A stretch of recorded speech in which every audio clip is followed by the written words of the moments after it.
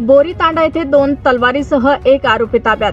Police अधीक्षक रवींद्रसिंह परदेशी यांच्या मार्गदर्शनाखाली एलसीबी व बोरी पोलिसांची संयुक्त कारवाई।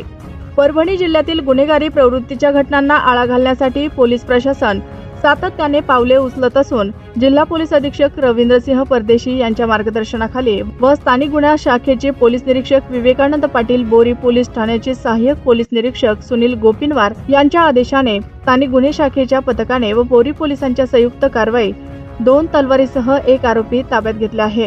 ही कारवाई जिल्ह्यातील कायदा व सुव्यवस्थेच्या दृष्टिकोनातून अत्यंत महत्त्वपूर्ण मानली जात आहे। प्राप्त माहितीनुसार स्थानिक गुन्हे शाखाचे सिद्धेश्वर चाटे, नामदेव डुबे, राम पौळ व बोरी पोलीस ठाण्याचे बीट जामदार दिलावर खान हे गुप्त माहितीच्या आधारे बोरी पोलीस ठाणे हद्दीत गस्त घालत होते। दरम्यान बोरी तांडा येथे एक व्यक्ती संशयास्पदरित्या फिरत असल्याचे त्यांच्या निदर्शनास आले।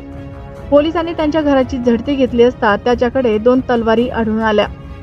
पोलिसांनी शस्त्रासह आरोपी दशरथ चव्हाण राहणार बोरी तांडा याला ताब्यात घेतले असून या प्रकरणी गुन्हा दाखल करण्याची प्रक्रिया रात्री उशिरापर्यंत सुरू होती।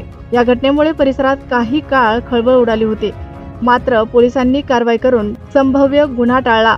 ही कारवाई स्थानिक गुन्हे शाखेचे पोलीस निरीक्षक विवेकानंद पाटील, बोरी पोलीस ठाण्याचे सहाय्यक पोलीस निरीक्षक सुनील गोपिनवार तसेच त्यांच्या पथकातील पोलीस कर्मचारी यांच्या संयुक्त प्रयत्नातून पार पडली।